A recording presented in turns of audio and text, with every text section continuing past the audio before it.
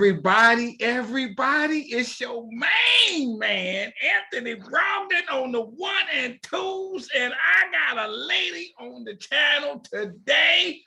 Ooh-wee. She gonna blow your mind with this Black history. That's mind-blowing Black history.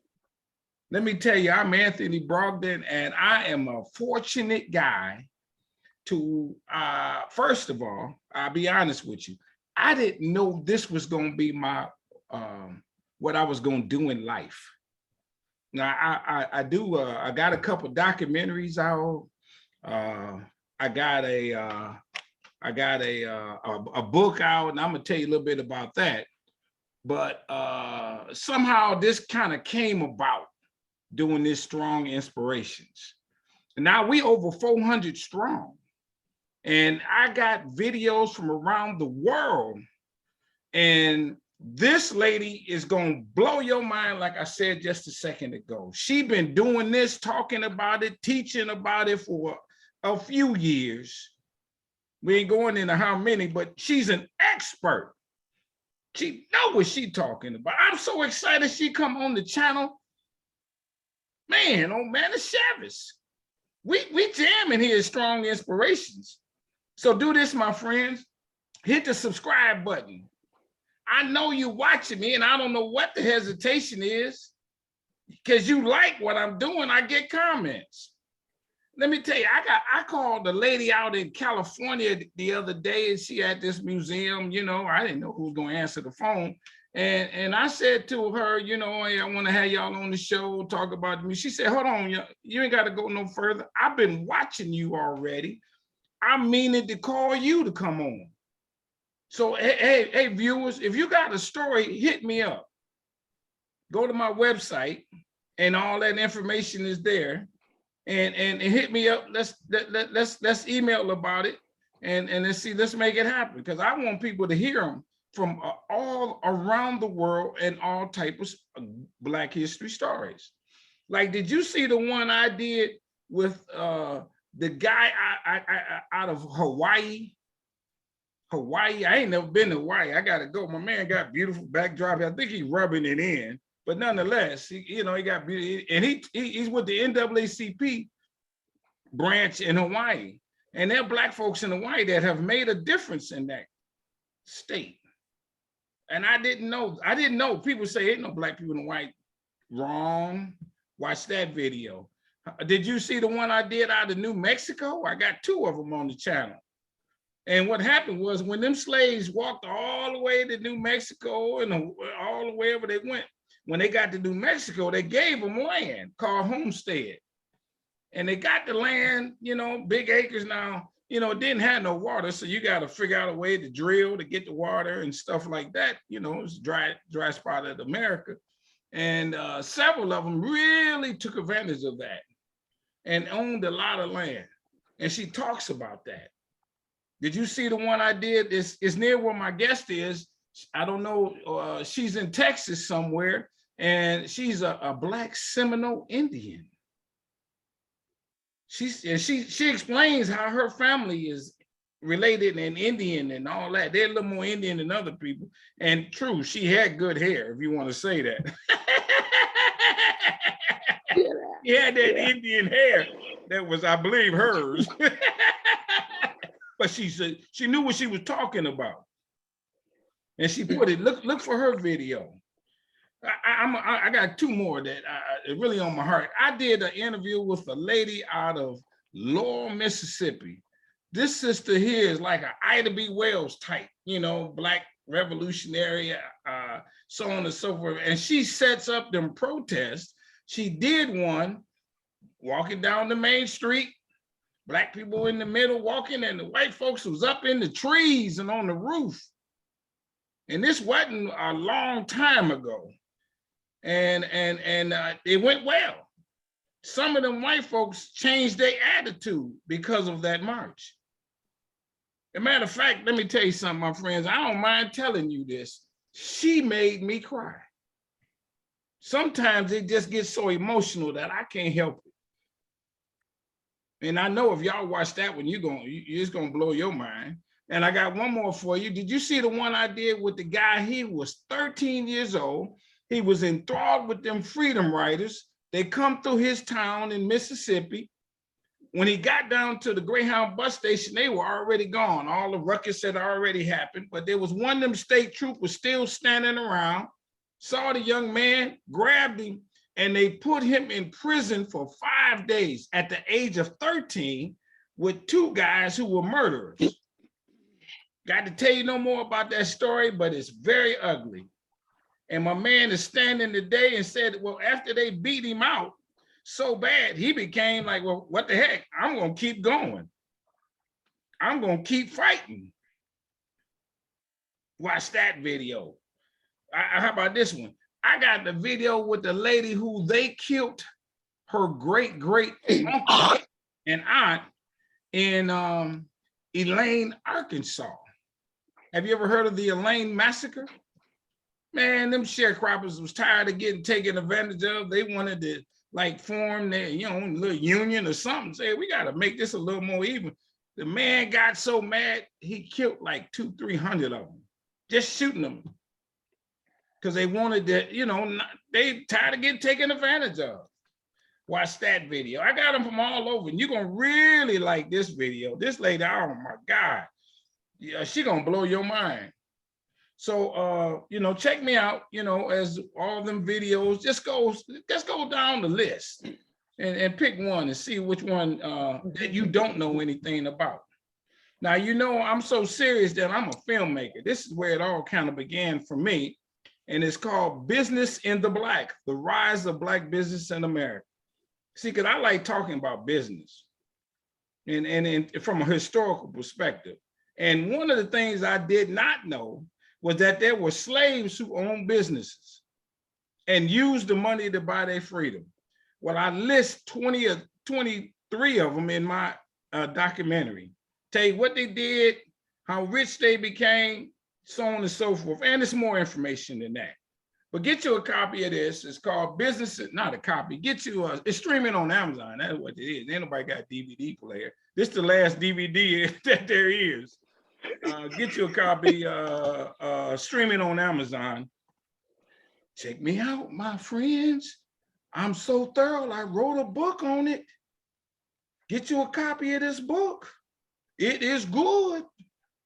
I had somebody tell me that, and it was a bunch of people, and it is now the #1 Black business history book on the market. There is no other book like this, where I talk about, again, slaves who own businesses, but then I list 40 different Black-owned banks, 30 different Black-owned newspapers, all the HBCUs, all the fraternities and sororities and when they were founded. It's a ton of information. And I got a campaign for every 10th book I sell, I donate one to a school. I want to donate 10,000 books. Because I didn't learn this, and it's real easy to read. I don't give you no commentary. I just let the facts stand on its own merit. Because between you and me, my friends, I am not no real big reader. I ain't gonna lie to you. If you can give it to me straight, that's cool. Let me figure out if I want to learn more. That's what my book does to you. And all this is on my website, businessintheblack.net. Write that down, my friends. Go to it. Support the cause. And if you don't read, you don't watch movies, and you still like what I'm doing because you're watching this for free, go on and send me a love offering. I could appreciate that. I'll send you a note. So do that too, people. Come on. And people are doing it. This is helping keeping the lights on. Even though I got other things I'm jamming on, and you'll see all that on my website. Now, one more thing. You hear me use this term strong a lot. Strong is my favorite word. I wish my middle name was Strong. I've been saying strong for 20 some odd years. And in my world, strong stands for strength, tenacity, resilience, and a sense of oneness, nobility, and grace. And that is my introduction to my guest today. She's a strong soul sister, good looking lady. Come on, introduce yourself. Thank you. Naomi Carrier, Naomi Mitchell Carrier. My grandpa was Mitchell. And I'm a playwright, composer, but I guess my middle name is music.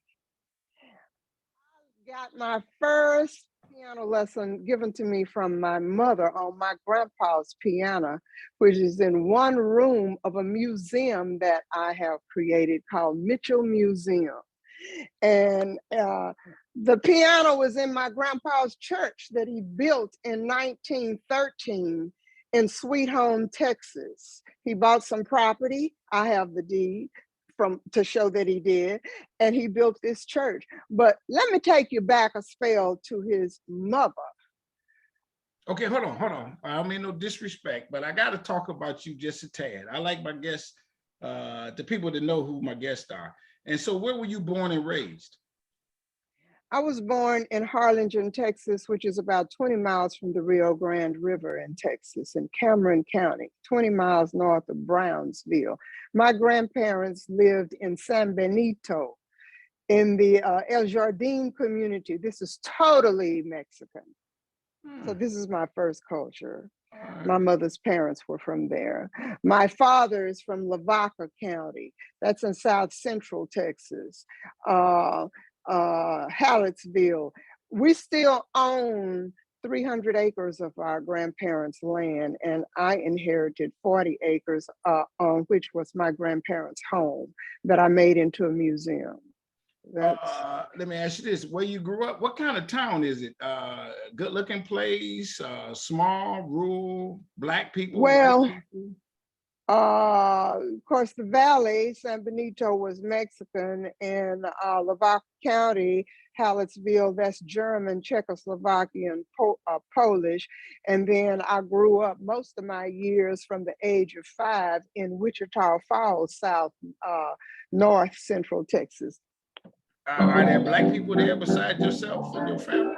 Yes, it's a few black people, but in that time that I grew up in the early 50s and 60s, my parents, who graduated from Prairie View A&M College, started that black community where was my Booker T. Washington elementary school, junior high, and high school. Just got through with my alumni reunion. We restarted the Booker T. Washington Leopards Forever Alumni Association. We had a blue and white ball. There you go. Now, did the black people live on one side of town? Yeah, we lived on the east side. Separated by railroad tracks? Up on the east side, yes, separated by railroad tracks. I wrote a song about my hometown, but we don't have time to listen to that. Wichita we can close out on that one. How about this? When did you play with black kids, white kids, Mexicans? Segregated, totally black, self-sustained community. Churches. We had the first black woman admitted to the bar lived across the street from my family. It was a community of highly educated people. My schools were almost like finishing schools, especially my high school. All the people who came there during my parents' time, beginning in 1951, they had bachelor's degrees or masters. So this was a community that generated a real professional group of graduates until they shut that down in 1970, when they were forced to comply with Brown v. Board. And that's when a lot of black high schools in Texas began to be closed and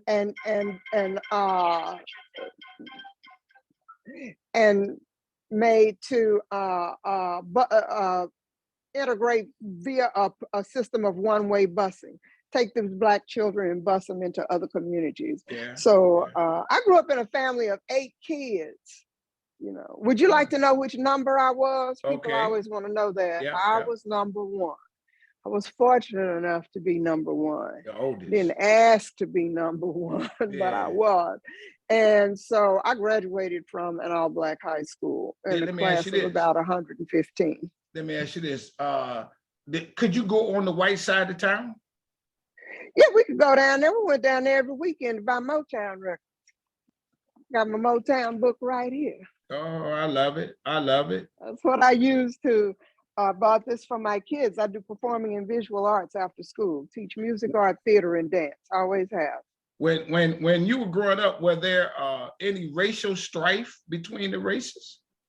Well, we did not, we're not allowed to go downtown to the movies. We went to the drive-in theater, you know, carried our own popcorn and stuff. But no, there was very little to no interaction. It was segregated. Did the And we white didn't people? need them. We didn't really, you know, we didn't think of it as being so bad because we didn't know what was going on in other places in the world, you know. We didn't know, we had no idea that in North Carolina there was a city in, and then what was going on in Birmingham and all those places. And I'm talking about, I graduated from high school in 1965. Yeah, I got you. You didn't know. Okay, how about this? Where's the plantation at in your family? Do you know that? Yes, I know where the West Plantation was. It was Washington and Mary West who purchased my great-great-grandmother, Hannah, who was standing off in the deep woods at the age of 14, holding her mulatto baby with a sign around her neck that said, "For sale." So then Wow. the West family had to cross the Arkansas River in their wagon train because people traveled in groups in wagon trains. And Mary got down off of the wagon and said to Wash, her husband, I want you to buy that girl. And Wash is like, but Mary, we have no money. And Mary told her kids to get down off the wagon train. And she said, when you buy that girl, I'll get back up in that wagon.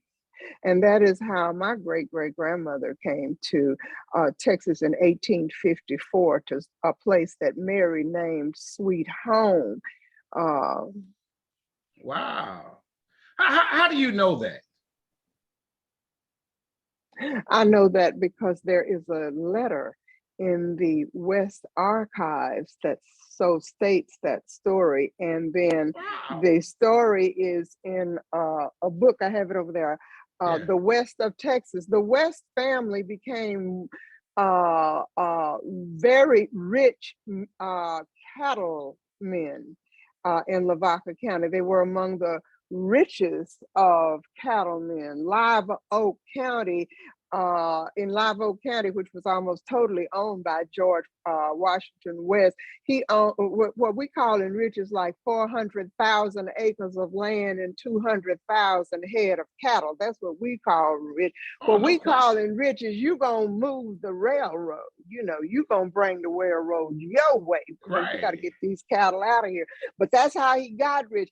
He is known, he is on record, George Washington West is on record as having had the longest cattle drive from Lavaca County up to the Rosebud Indian plantation, what do they call the Indian reservation? It was a Reservation. government contract to move 10,000 head of cattle. Wow. By that time, now listen to this. By that time, Sarah, Hannah's son, remember the baby, Yeah. Stephen, he grows up and he gets to work. They stayed in that family. They were owned by that family. This is 1854 that they came. And then you go to after the Civil War, we're talking now 1865 and 70. That's when they got all that money, herding those cattle up off of the ranges and driving them up north in cattle drives. My Mitchell family is credited as having been in the longest cattle drive on record. Wow. Okay, let me ask you this. How did they get to Texas? I mean, they walked, and why Texas? Because Texas was a slave-owning state too. There were 300,000 freed people on Juneteenth. 300,000. Wow, nobody knows that, really. They do not know that. That is the work I am involved in right now. And let me talk to you about that. I'm like on a quest for interpreting the history of Third Ward, Houston. I have a contract to interpret the history of Third Ward, Houston. And because of my involvement with the Emancipation National Historic Trail, which is not anything but a feasibility study right now, may not even become a trail. We don't know. I'm interpreting a community with a sugar trail that includes a sugar mill, okay, and a memorial, a memorial plaza to the Sugarland 95 who were dug up in Fort Bend County a few years ago. They were convict laborers, convict.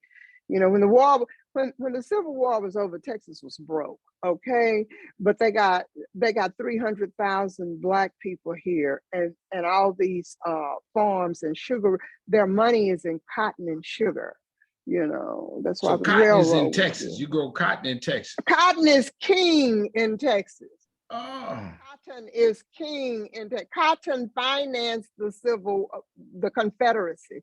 The cotton that was grown in Texas, there was more cotton grown in Texas than any place in the world. And it was shipped out of here through Galveston port. And then during the Civil War, they had to take the cotton down to Mexico, right there at Baghdad, to sell it to the Europeans who paid for the ammunition that was used, much of it in the Civil War, in the Confederacy. All right, let me back up just one more second. How did you get to liking Black history like you do?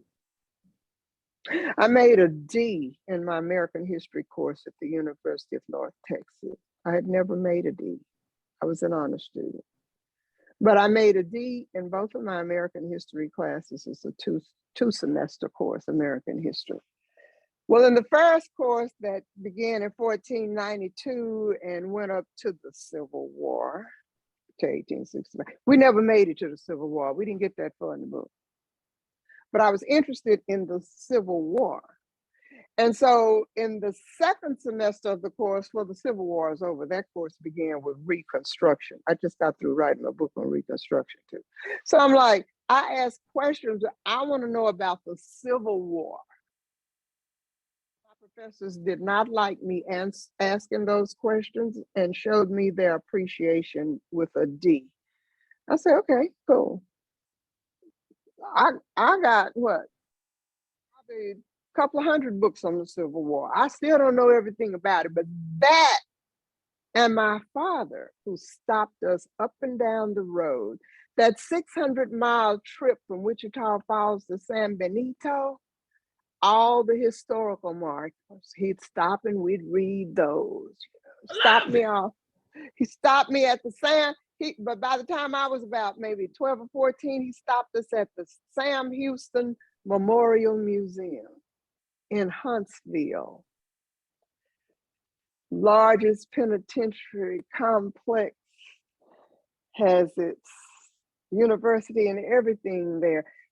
I met the executive director of the Sam Houston Memorial Museum in 1998 when I was doing a living history presentation in Brazoria County.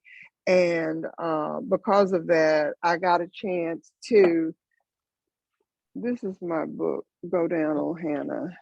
All right. Behind me is the original done by Ted Ellis, who is my dear brother, who is such a nationally known artist. Ted Ellis was part of the 400 Commission.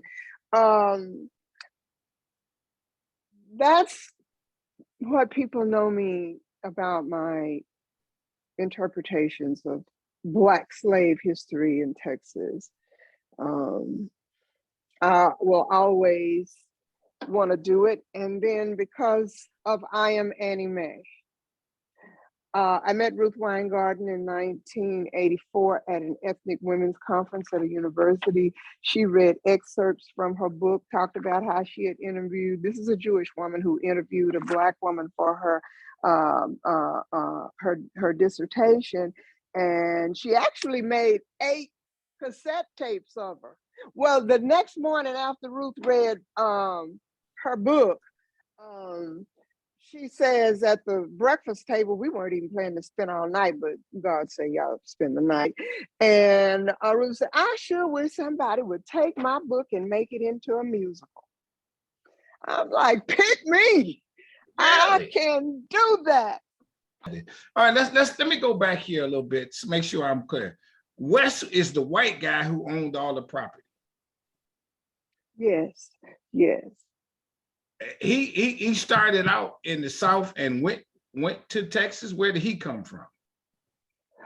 Davidson County, Tennessee, which is the same area as Nashville. Yeah, they traveled from Nashville in 1854. And he's the one who bought your grandmother, great grandmother. Yes, yes. Who did she have the baby by? Well, we don't know that. We can only, Because you said it was a mulatto baby. Whose baby was that? know that, but we can surmise that whoever was her seller, whoever was selling her, would have known. And it could have been the husband of a wife who didn't want a Black girl hanging around the house or in the field carrying his baby. Now, I can only say that because according to my research, there were lots of Black women raped for which there was no accountability. Yeah, right. And you can take it from there. Yeah. So they get to Texas. Now, when we think about the South and plantations, we don't think of Texas. We think of North Carolina, South Carolina, Georgia, Virginia. But how notorious was Texas in that reign? Let me tell you. So Stephen F. Austin comes here in 1821. He's who? His father had a deal going with the Spanish to come here and bring colonists into Texas so that they could land from the Indians, from the Native Americans, run them off. And they figured if they could bring don't forget this manifest destiny thing with American wanting to go from the Atlantic to the Pacific. So then coming across that Mississippi River and into Texas, this is some of the most fertile land on earth. Really? There are about 12 rivers that drain into the Gulf of Mexico. You got the Trinity, the Sabine, the Brazos, the Colorado, the San Bernard, the Lavaca. Lavaca is the Spanish word for cow. Lavaca River that drains into there too, right? Where Hallettsville, where my father's people are from. So then the War for Texas Independence is 1836. That's when Texas goes from being a colony to being a country. Now that is a very interesting picture there, right there. You said country, you didn't say state. No, it didn't become a state until 1845. 1845. But now let me back this up to the invention of the cotton gin in 1793. The invention of the cotton gin was one of the most instrumental little tools that picked seed out of cotton that encouraged the domestic slave trade. That's when you got all this. I just got through telling you about the rivers and the fertile land and the Delta. Right. And then you talking about here a confluence of events, the invention of a cotton gin, the wearing out of land in Kentucky, Tennessee, Virginia, Alabama. And so then they finally, Texas becomes a country and then a state. They need more slaves. They have more land. They need to grow more cotton. What? Texas cotton becomes king. Oh my God. Mm-hmm. You start off with two. I have some of the most damaging, hurtful documents for me to read was a slave mortgage record. A slave mortgage record. We have always been on the move. Now, hold on, Always. let me stop you there. What is a slave mortgage record? I'm glad you asked. It's like a birth certificate or a bill of sale, or this is where A.C. Horton, who's a real person, this is where A.C. Horton is buying Demidu Johnson and his anybody he might call his wife. The whole damn family, 2 or 3, 4, 5 families. You know, this document shows where these people are coming from, who owns them, who's trading them, who's mortgaging. What you know what a mortgage is? Who's Right. mortgaging them? Maybe too. Now, let me stop you there, and I want to get into that just a tad.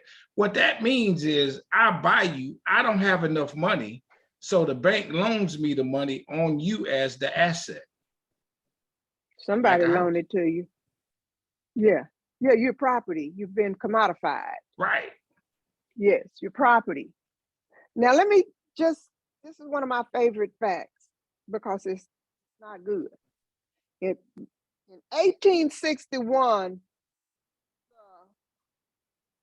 the enslaved population of the South was monetarily, fiscally worth more than the combination of all the banks, all the railroads, and all the insurance companies combined did not equal the value of these people. I just got to tell you, 300,000 in Texas, 300,000.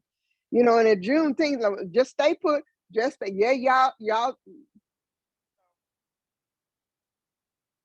Emancipation Proclamation was an announcement. It wasn't a law. And even if it had been, people obey laws that suit them. Right. Okay, I like it. Let's stay on that then. What is Juneteenth mean? What happened? How did they get the word? That kind of thing. And where did it went to Galveston?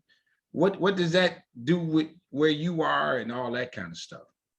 I'm glad you asked. So General Sheridan's selects General Gordon Granger to come to Texas to make it known.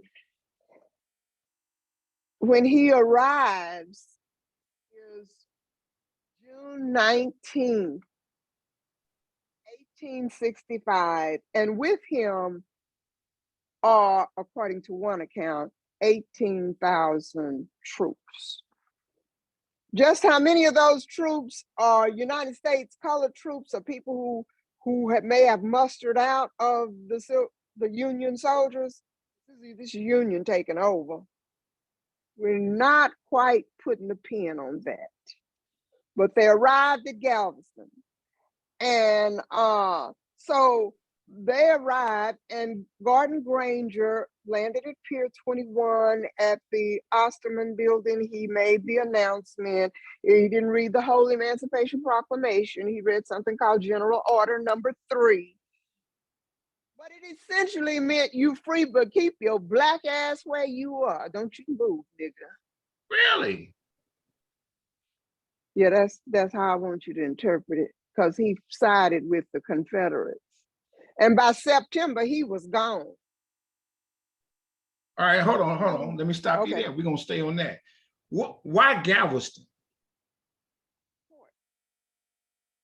Galveston is like New Orleans. There were many enslaved people who came here on boats from New Orleans, from the port of New Orleans to the port of Galveston. Galveston, until the year 1900 storm, Galveston was the most prosperous town on the Gulf Coast. Okay. Now, let me ask you this. If he went to Galveston, what about other parts of Texas? The word spread from there? Somewhat. It was years before a lot of people got the word. Remember, Hmm. your job was to stay your black behind where you was at. And But you wait a minute. okay, Yeah, okay, let's stay on that. right. You got nothing. This lie about black people being given land, and that 40 acre shit didn't work here in Texas. No, that was on the East Coast. That's South Carolina and down there. You got nothing. Sometimes you got kicked off of a plantation, and them white folks wouldn't even let you have your children. They kept them as insurance that you was gonna come back and bring them some money for us taking care of y'all all this time. Oh, Y'all really? owes us. Hmm. Stories about all that. All right, let's stay on So that much, just a yeah. tad. Because you jamming. So they get the word, they tell them you can't leave. And what do we want you to do? Stay here and work for free, or do they got to pay them? Oh, well, that was the Freedmen Bureau's job, was to enforce a labor contract.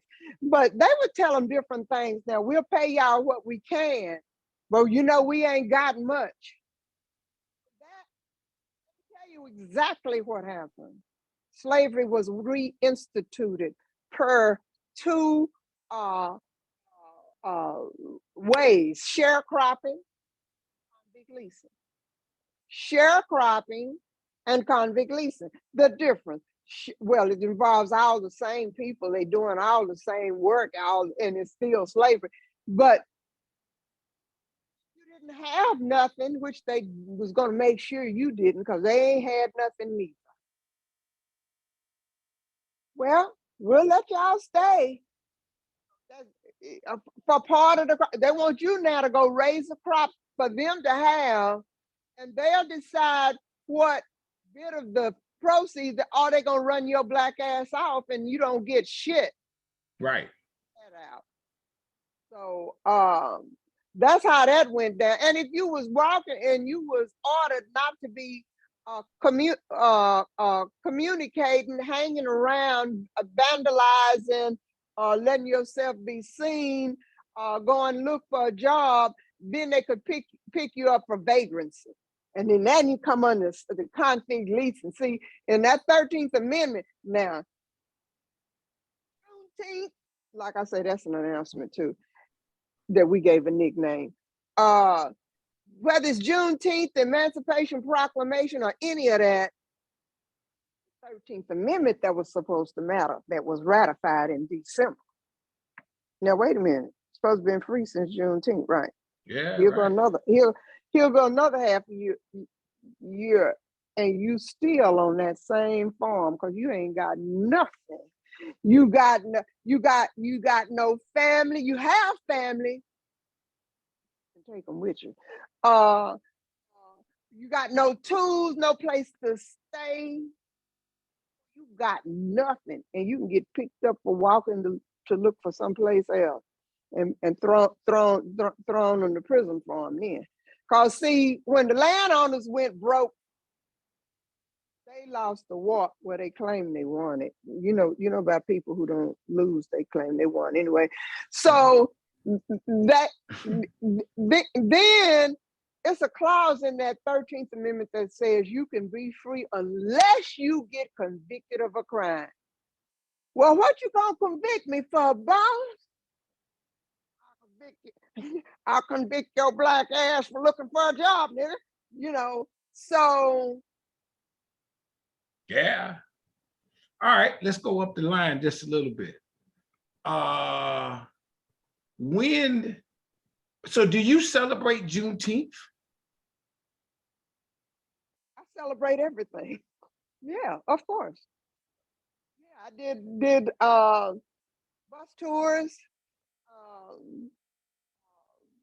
films, this is one of my films that's on YouTube. It's called Emancipation, Through It All, We Made It. That's my Juneteenth film. Emancipation, through it all, we made it. And I made it for Emancipation Park, who celebrated their 150th anniversary this year. Can you imagine?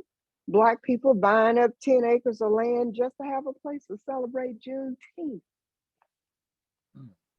The reason why I asked that question is because if that didn't help us, is there a date that or a moment that you could say it did help us? That, you know, I don't know what help us mean, but is there a moment like that? Like Juneteenth, you mean? Yeah. Or No, like I don't. December when they ratified the 13th Amendment or anything? Well, I think let's talk about Emancipation Day. Emancipation Day happened in different places for different people Right. when different people were released. Right. DC has an early Emancipation Day. I think there's maybe even 1864, and I had a relationship with the woman who made that happen. And in Florida they have a May Emancipation. So, but no, but the deeper question that you're asking me is about that moment. I think nationally, made to recognize Juneteenth gives us something to rally around as a unit. I mean, you know, you think about it like 65, you cannot even discuss emancipation without talking about slavery. And then white people don't want you talking about that. So mean. How does Jim Crow look down in Texas? The same. But you see, not all white people or any people are mean. There are Texas and Houston. I've heard people say Houston is the most diverse city in America. I've heard people say that. Fort Bend County is certainly the most, if not second, which is our neighbor county to Harris County, where Houston is located. This is a huge metroplex. It's just several hundred miles. This Houston, Sugar Land, you know, metroplex. So, Texas, I know that there are people in Texas who help me tell my story all the time. I'm looking at a poster here, The Journey to Suffrage for Women, Many Roads to One Destination, a special presentation by Naomi Mitchell Carrier. And I performed the musical, I Am Annie Mae. I had on the maid uniform. I told that story about the Ku Klux Klan visit in 1922. Oh, it was just like slavery back then. It really was. We all worked from sun up to sundown. I got to where I could do a 90-minute one-woman show with 18 songs that I wrote because it was important for me to tell those stories. Is there anybody in Texas, a Nat Turner or somebody did something in this courts that most people don't know their name? Just let me tell you one. I think I know where you're talking here. Let me tell you one story of, just a minute, of a slave couple that came here with their owner. This is Judith and Peter Martin. They're the slaves of Wiley Martin, and Wiley Martin's neighbor needed another girl to work for him, so he sold them Judith. Judith thought she was being loaned to him, but she was really sold. And that broke up her and Peter, who came to Texas with Wiley, and they had some kids. Never mind the kids, you know, and I'll house them up in the barn now together, you know, until their plantation thing grew. But after his husband, Peter, was left a wagon and 2 horses when Wiley died, and Peter was able to haul ammunition for the Texas War for Independence. Okay, he was a drayman. That is what that skill does. You hauls you UPS. Okay. So and Peter, the War for Texas Independence, he was granted manumission. Now that had to be applied for, but one of the tenants of the country of Texas, when it became a country in 1836, after they gained independence, said they gained independence from the Mexicans, they don't want any Black people living here free. No free, you can't live in Texas unless you are enslaved. Several interracial couples that fled to the border. There's some ranches down there.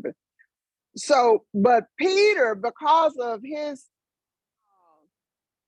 meritorious service as a drayman for the War for Texas Independence, don't forget Sanderson, Alamo, all that, Right. weaves into that. He was one of the few, probably less than 6 formerly enslaved people who were granted permission from the Texas legislature to continue living in Texas. That's why a lot of free Blacks went to Oklahoma. Oklahoma wasn't a state at the time. Okay. When as we move up the timeline just a tad, hold on, let's go back. Is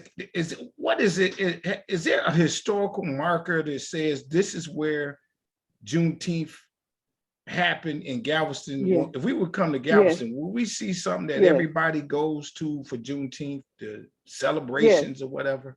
Oh, wonderful. I'm so glad you asked that. You would see the historical marker that was put there in 2014. My dear brother Sam Collins made that happen. Some historical marker, because I got one for my grandparents, Marshall and Melinda Mitchell. You have to apply for it. It's a process, you know that. And then it stands on the block, on the Strand, the main street downtown in Galveston, where the Absolute Equality mural is, which is about a 50-foot mural on the side of a building over a parking lot. And the Neocultural Center, for which we've done a number of programs, plays, exhibits, lectures, documentaries. I did four Galveston women in short documentaries last year as a part of Juneteenth. See, Juneteenth gives us a reason to celebrate. We need Juneteenth, and I'm telling people, hey, don't get mad at it because they want to make Juneteenth ice cream. Hey, if somebody else gonna figure out how to monetize Juneteenth, guess what? Me too. Shoot, I had a family reunion at my Mitchell Museum yesterday. People who will come back. I want my place into a living history farm. In fact, we've already made our first film out there. I don't have to go rent somebody for a space if I want to film something in 1864, Right, which we just did, Now, I ain't been to filmmaking school, but we have to teach. Yeah. So now, after Juneteenth, after Reconstruction, is Texas big in civil rights movement? Existed as much as any people who's gotten no credit for doing so. You just don't know the Texas story. And that is why I was born, to tell the Texas story. I know this. That's what this is. That's what this is. Even teaching girls like Beyonce for a couple of years, that's what this is. It's about the Texas story. By any means necessary, documentary, film, musical, performing and visual arts workshop, exhibit, book. Right. Any means necessary, we must teach. If you don't mind, can you name a few people that we don't know who are very noted again in the civil rights movement that come out of Texas? Oh man. Let's say give us 3, 4, 5 names or whatever. Well, I suppose this would be just people that you need to know. There's Yes. Barnett Coleman, who just retired from 30 years of being a congressman. Um, he got a lot of legislation done. There's, Barbara Jordan. You probably know Mickey Leland. Yeah. These are names you've heard, right? Yes. Okay. Charlie Ola Ferris was the woman in my neighborhood, was the first Black woman admitted to the bar. Some of my other heroes. Reverend Matt Gaines, who was one of the Reconstruction senators who championed the legislation that ushered in Prairie View. Oh man, it's just it's just amazing. We forget, that has made their mark here. So anyway, you picked my brain quite a bit, brother. Yeah, I don't know we kind of everything. almost come to a close a little bit. You mentioned you have a museum, or tell us about that and that kind of thing. Came about because in 2014, the city of Hallettsville asked me to help them celebrate Juneteenth. They had never celebrated it as a city before.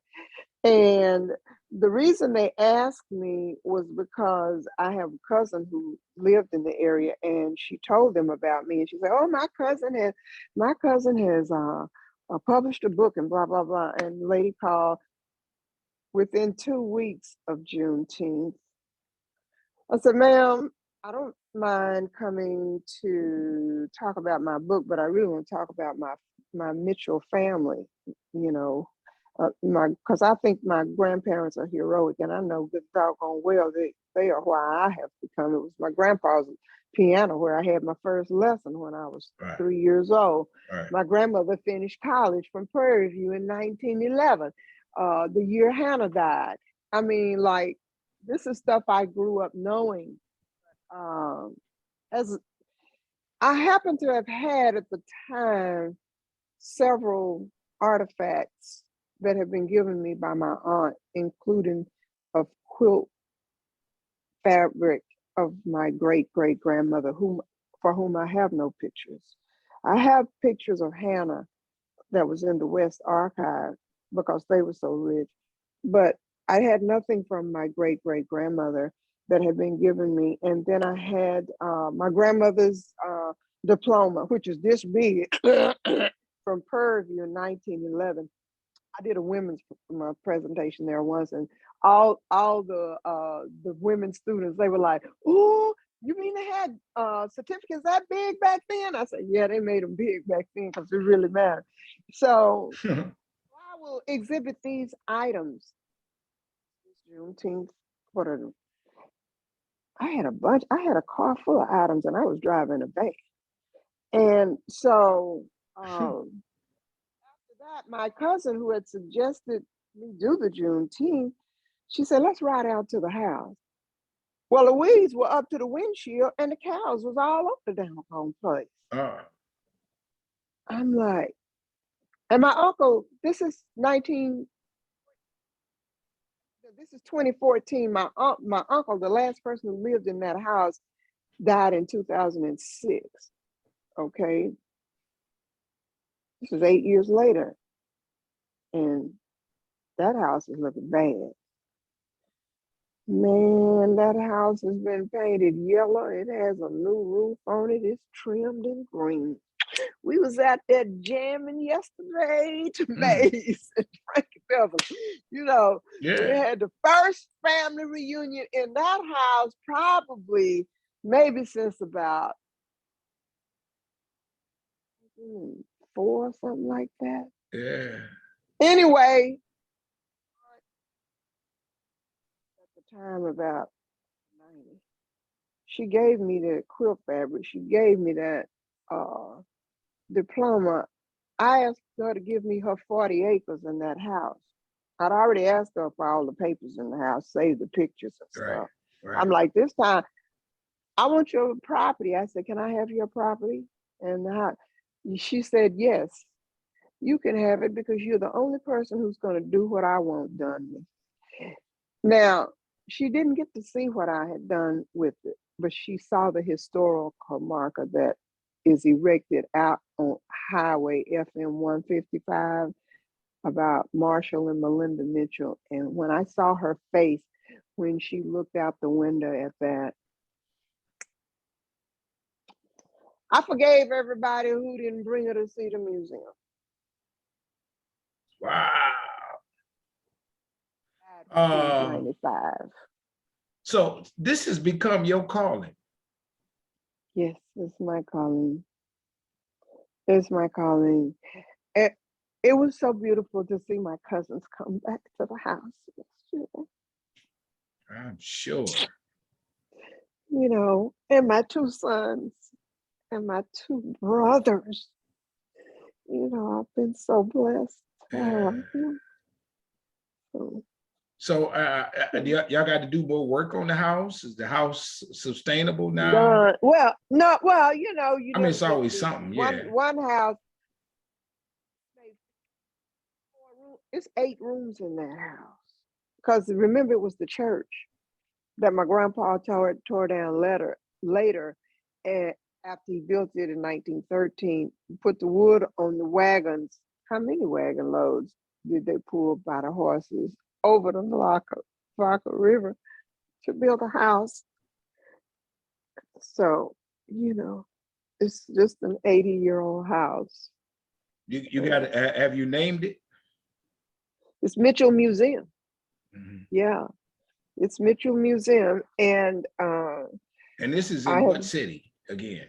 Oh, this ain't in no city. This is up in the woods. About 3/4 of a mile off the highway, for which I had to have a road constructed.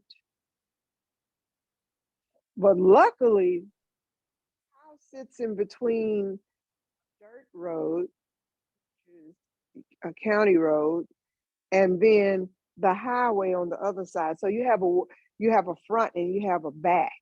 Okay. Yeah. So it's not a shotgun house, evidently. It's too big for that. It's a made-over church. Yeah, right. It was a church. Right. Yeah. It's been added on too. Let me ask you this before. Is there a question that I have not asked you? I have been abroad 13 times. My husband worked for B.B. King for 10 years. He traveled all over the world 10 years. I've been a lot of places. I've been to a lot of conferences, and people ask me about that. It's not all of that I can talk about, but there's important things that I have been exposed to, which is why my history keeps me grounded. I can connect to the Nile Valley civilizations. I've taught classes on that. I've taught classes on what is it, CRT? Right. Yeah. But I'm grounded in where I live, where I taught school at St. James Episcopal School for 29 years and had Beyonce in some of my classes and some other people who are just as smart and talented as her, Right. And one of my students that was in my room in the first grade now has a third grader engaged me on a Juneteenth what we're doing interview for sure. Juneteenth. I do these things where I did Philadelphia Links. We did a national Juneteenth, and people want to hear from Texas. You know why? Because of all that shit I just told you that you ain't never heard. Right. You ain't never heard it. And I know you haven't never heard it. And I'm telling it from my point of view. I don't care who don't like it. I love it. Let me, as we come to a close, my last question. You know all this history.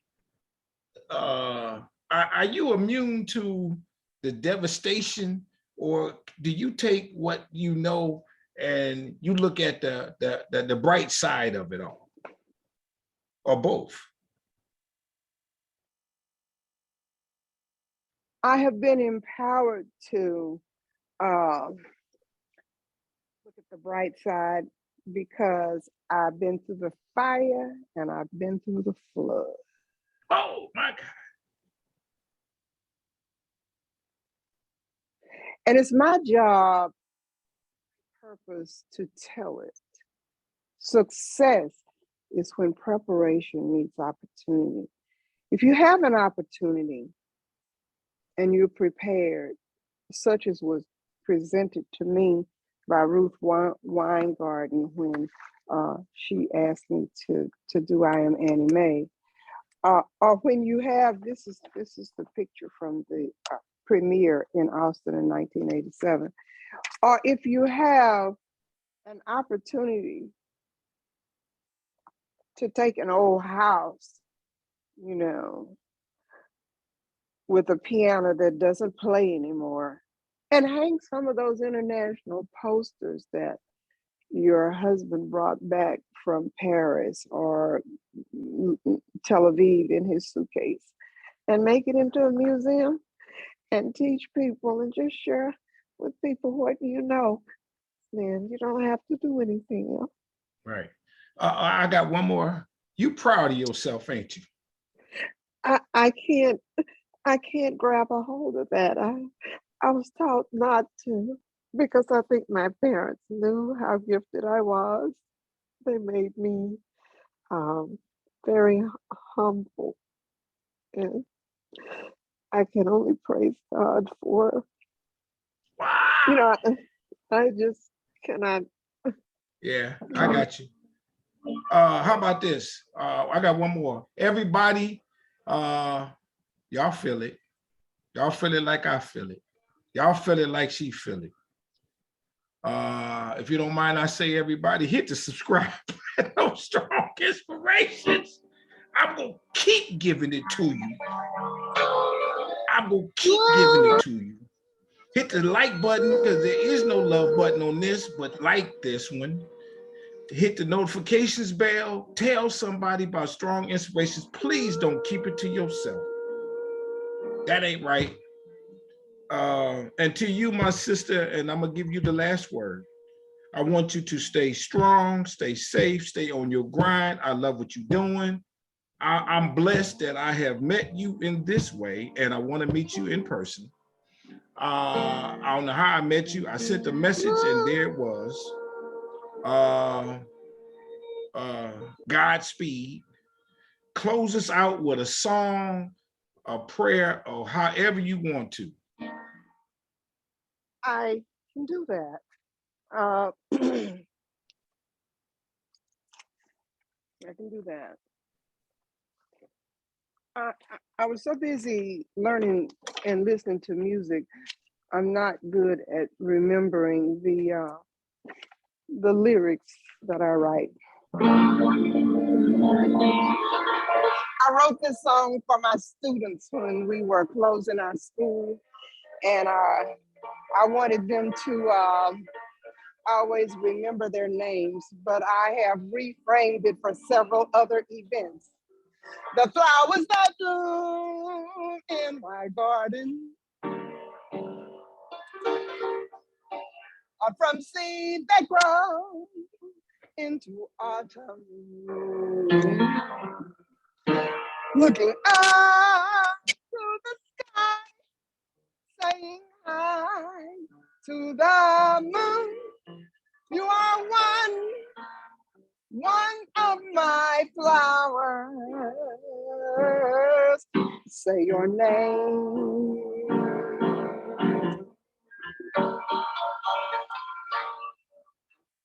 Son of daughter, you are heirs to greatness. You've been here longer than lately. Made from a pattern of a master.